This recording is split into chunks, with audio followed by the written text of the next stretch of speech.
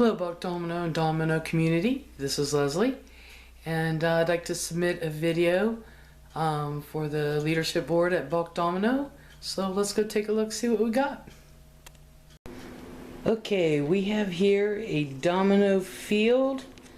As you can see, one row there in the middle toppled over. I just got done doing that by accident, but I made the decision to go ahead and do this video anyway. It would have been 2,160 dominoes. Now it's 2,088. And here it is. Here's how I'm going to topple them. And let's start it and see what happens. Whoops. Okay.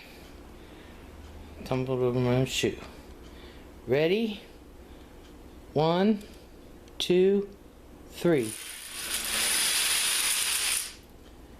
I'll be dipped. They all toppled.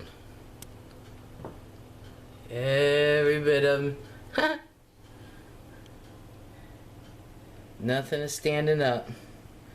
So that's 2,088 dominoes. And I'll work on another one, see if I can't do one a little bigger.